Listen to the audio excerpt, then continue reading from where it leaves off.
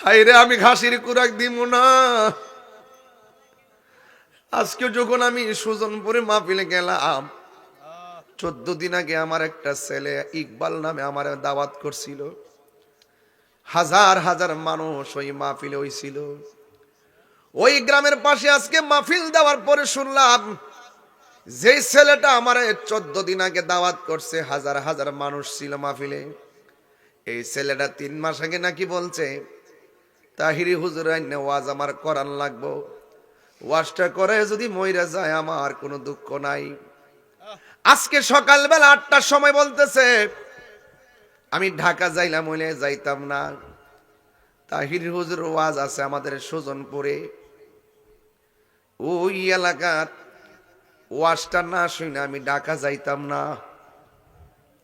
আমি যেই মাত্র মাহফিলের উদ্দেশ্যে রওনা দিছি, হঠাৎ করে ফোন আসছে, ওই ইকবাল মাহফিলে যাওয়ার জন্য রওনা দিছে, কিন্তু হঠাৎ কইরা ইকবাল দুনিয়া থেকে বিদায় হয়ে গেছে। আমি তখন ওই গ্রামে ওয়াজ করতে গেলাম, আর মনে মনে ভাবলাম যেই ছেলেটা আমার ব্যাপারে বলছে ওয়াজ কইরা যদি মইরা যায় মনে কোনো দুঃখ নাই, তাহির হুজুরে আনতেই হবে। যেই ছেলেটা বলছে আজকে ওয়াজটা না শুইনা ঢাকা যাইতাম না, ওই যাওয়ার পথে যেই ছেলেটা মারা গেছে, তখন আমার তো আর মন মানে না রে। ওই সময় মাহফিলের মধ্যেই আমি বলছি বাবা জানেরা আমার জন্য আপনারা দোয়া করবেন। আমি সোজা যেতে হবে ওই পূর্ব ভুনা এলাকায়, যে এই ছেলেটা 14 দিন আগে আমার দাওয়াত করছে, সে মারা গেছে। আমার যতই কাজ থাকুক না কেন, আমার একটা মোটর সাইকেল দিয়ে আমি মোটর সাইকেল দিয়ে চলে যাবো। গাড়ি দিয়ে গেলে সময় দেরি হবে, আসরের নামাজের পর জানাজা। মাহফিলের মধ্যে আসর আজান দিছে, ওই জায়গা থেকে আমি একটা মোটর সাইকেল দিয়া একদম ভাঙ্গা রাস্তা দিয়া দৌড়াইয়া তার বাড়ির মধ্যে গেলাম। একটা ছেলে আমারে, ছেলেটা ছোট, আমারে দেখাইছিল গুজার এটা আমার সন্তান, হাফিজি মাদ্রাসায় পড়ে। আমি বলছিলাম ইকবাল এই সন্তানটা মর্দে মুজাহিদ হোক, আমি দোয়া করি। এই ছেলেটারে যাই দিকে কান্দেরি। আসরের নামাজ যাই ওখানে পড়লাম, লাশটা লইয়া মাঠে গেলাম। ওই মাঠে যখন আমি দাঁড়াইলাম, চেয়ারম্যান আসছে, স্কুলের শিক্ষকরা আইসা, সবাই ভাইয়েরা চোখের পানি ফালাইয়া কান্দে। আজকে আমি দেখাইছি ভাই বড়দন, রক্তের বাদন, ভাইয়ে ভাইয়ের জন্য কেমনে কান্দে। সন্তান ছোট বুঝে না। আমি যখন দাঁড়াইছি সবাই বলতেছে হুজুর আপনার ইকবাল বড় মহব্বত করত, আজকের জানাজা কেউ পড়াবে না, জানাজাটা আপনি পড়াইবেন। এই জানাজাটা আমি নিজে পড়াইয়া কিন্তু মাহফিলে আইছি। আমি বলতে চেয়েছিলাম 14 দিন আগে যেই মানুষটা মহা ধুমধামে হাজার হাজার মানুষ নিয়ে মাহফিলটা করলো, 14 দিন পার হতে পারে না এই জোয়ান ছেলেটা, মাত্র মনে হয় কয়েক বছর হবে তার ছেলেটার, 5, 7, 8 বছর হবে। ওই ছেলেটা ওই এলাকার সুন্নিয়তের একটা যত্ন রত্ন ছিল। দিন বাকি আমার মরণের,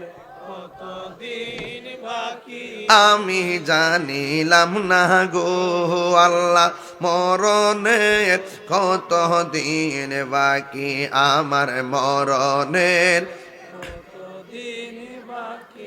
আমি জানিলাম না গো আল্লাহ, মরণের কত দিন বাকি।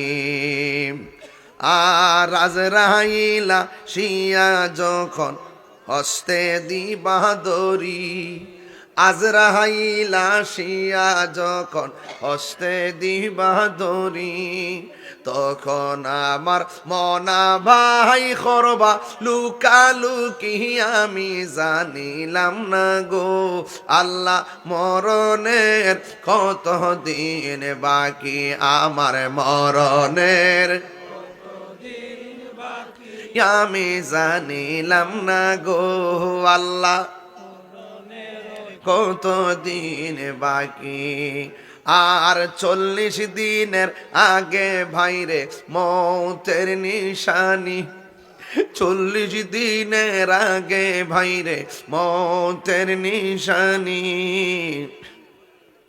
জমদূতে বা ইন্দানি বা চোখে দিয়ায়ান দিয়া আমি জানিলাম না গো আল্লাহ মরণের কত দিন বাকি, আমার মরণের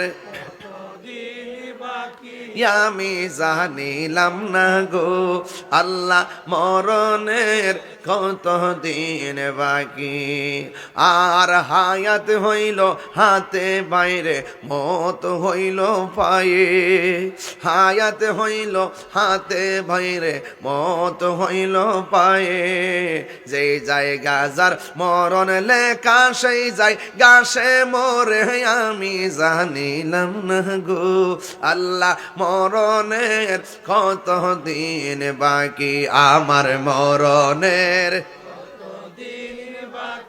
আমি জানিলাম না গো আল্লাহ মরণের কত দিন বাকি, আর কানের গেল কর্ণতালি, চোখের গেল জ্যোতি, ঠিক কিনা? আধা ঘন্টা 1 ঘন্টার ওয়াজ এই গজলের ভিতরে আছে, আপনারা যদি জ্ঞান খানার বুঝবেন। আমি রাত্রে যত গভীর হয়ে একটু ভার কথা বলি, কারণ আমি অল্প কথার ভিতরে অনেক কিছু বোঝানোর চেষ্টা করি, একটু খেয়াল করবেন। আর কানের গেল কর্ণতালে, চোখের গেল জ্যোতি, যার জ্যোতি গেছে আর গান গেছে কিনা? আহা কানের গেল কর্ণতালে, চোখের গেল জ্যোতি, দাঁত লড়িল চুল পাকিল বয়স দিল ভাটি আমি জানিলাম না গো আল্লাহ মরণের কত দিন বাকি, আমার মরণের আমি জানিলাম না গো আল্লাহ মরণের কত দিন বাকি, আমার মরণের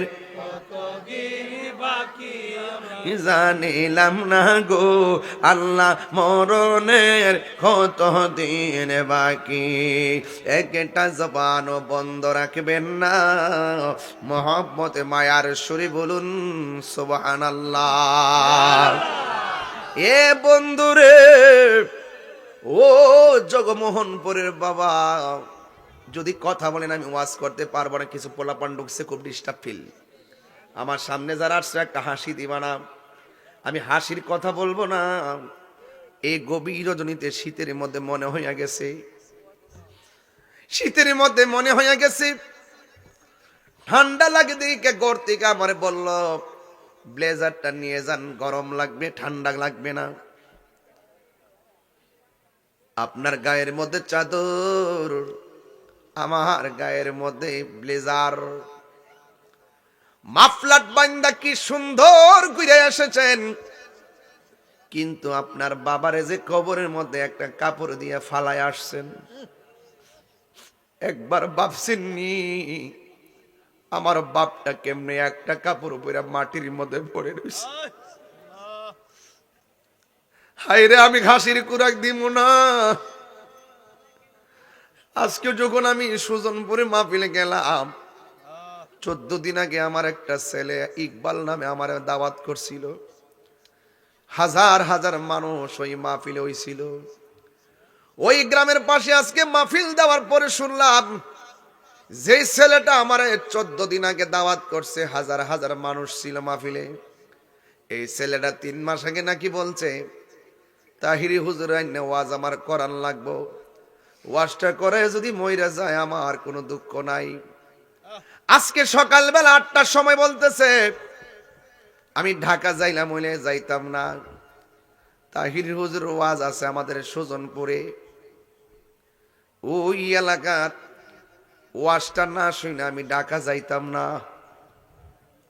আমি যাই মাত্র মাহফিলের উদ্দেশ্যে রওনা দিছি, হঠাৎ করে ফোন আসছে, ওই ইকবাল মাহফিলে যাওয়ার জন্য রওনা দিছে, কিন্তু হঠাৎ কইরা ইকবাল দুনিয়ার থেকে বিদায় হয়ে গেছে। আমি তখন ওই গ্রামে ওয়াজ করতে গেলাম, আর মনে মনে ভাবলাম যেই ছেলেটা আমার ব্যাপারে বলছে ওয়াজ কইরা যদি মইরা যায় মনে কোনো দুঃখ নাই, তাহির হুজুরে আনতেই হবে। যেই ছেলেটা বলছে আজকে ওয়াজটা না শুইনা ঢাকা যাইতাম না, ওই যাওয়ার পথে যেই ছেলেটা মারা গেছে তখন আমার তো আর মন মানে না রে।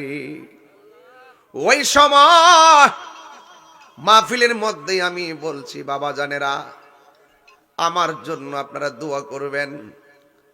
আমি সোজা যেতে হবে ওই পূর্ব ভুনা এলাকায়, যে এই ছেলেটা 14 দিন আগে আমার দাওয়াত করছে সে মারা গেছে। আমার যতই কাজ থাকুক না কেন আমার একটা মোটর সাইকেল দিয়ে আমি মোটর সাইকেল দিয়ে চলে যাবো। গাড়ি দিয়ে গেলে সময় দেরি হবে, আসরের নামাজের পর জানাজা। মাহফিলের মধ্যে আসর আজান দিছে, ওই জায়গা থেকে আমি একটা মোটর সাইকেল দিয়া একদম ভাঙ্গা রাস্তা দিয়া দৌড়াইয়া তার বাড়ির মধ্যে গেলাম। একটা ছেলে আমারে, ছেলেটা ছোট আমারে দেখাইছিল গুজার এটা আমার সন্তান হাফিজি মাদ্রাসায় পড়ে। আমি বলছিলাম ইকবাল এই সন্তানটা মর্দে মুজাহিদ হোক, আমি দোয়া করি। এই ছেলেটারে যাই দেখি কান্দেরি। আসরের নামাজ যাই ওখানে পড়লাম, লাশটা লইয়া মাঠে গেলাম। ওই মাঠে যখন আমি দাঁড়াইলাম চেয়ারম্যান আসছে, স্কুলের শিক্ষকরা আইসা সবাই ভাইয়েরা চোখের পানি ফালাইয়া কান্দে। আজকে আমি দেখাইছি ভাই বড়দন রক্তের বাদন, ভাইয়ে ভাইয়ের জন্য কেমনে কান্দে। সন্তান ছোট বুঝে না। আমি যখন দাঁড়াইছি সবাই বলতেছে হুজুর আপনার ইকবাল বড় মহব্বত করত, আজকের জানাজা কেউ পড়াবে না, জানাজাটা আপনি পড়াইবেন। এই জানাজাটা আমি নিজে পড়াইয়া কিন্তু মাহফিলে আইছি। আমি বলতে চেয়েছিলাম 14 দিন আগে যেই মানুষটা মহা ধুমধামে হাজার হাজার মানুষ নিয়ে মাহফিলটা করলো, 14 দিন পার হতে পারে না এই জোয়ান ছেলেটা, মাত্র মনে হয় কয়েক বছর হবে তার ছেলেটার, 5-7-8 বছর হবে। ওই ছেলেটা ওই এলাকার সুন্নিয়তের একটা যত্ন রত্ন ছিল। আমার প্রশ্ন হলো নিঃশ্বাসেরই কোনো বিশ্বাস? আজকে মাহফিলে এসেছেন, দোকানে দেখছি অনেক লোকে বসা, বৈশে বৈশে ওয়াজ শুনতেছে। এই চাষটুলের টেবিলে বহুত মানুষ ঠ্যাংকাউর দিয়া চা পান করছে, আজকে অন্ধকার কবরে চলে গেছে। এমন ভাবে আগামী বছর এই মাহফিলটা আসার আগে আমাদের কাছে মালাকুল মউত আজরাইল আসতে পারে কি পারে না? এই ছেলেটা বারবার শুধু কয় ওয়াজটা কইরা যদি মইরা যাই কোনো দুঃখ নাই। গজলটার সাথে ওয়াজটা মিলে গেছে।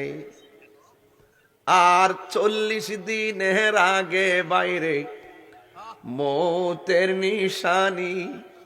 আপনি টেরো ভাইতেন না 40 দিন আগে জাগনা মারবো, কয়েকটা লক্ষণ আছে, এই লক্ষণটি বুঝলেই বুঝবেন যে আপনার আজরাইল আই পড়তেছে। ইমানদাররা এই ঘাটগুলা চিন্না চিন্না চলে, সুবহানাল্লাহ কইতেন না? আর যারা একটু দুনিয়াবি চিন্তা ভাবনা আছে এরা শুধুমাত্র দুনিয়ার ধারণায় চলে। 40 কি কষ্ট হইতেছে আপনাদের? আমার লাইন নিয়ে আপনারা কিছু কয়েন না, আমি আমার একটা লাইনে ওয়াজ করতেছি, মারহাবা জোরে গন। আর 40 দিনের আগে বাইরে মৌতের নিশানি, জমধুতে বা ইন্দানি বা চোখে দিয়ায়ান দিয়া আমি জানিলাম না গো আল্লাহ মরণের কত দিন বাকি, আমার মরণের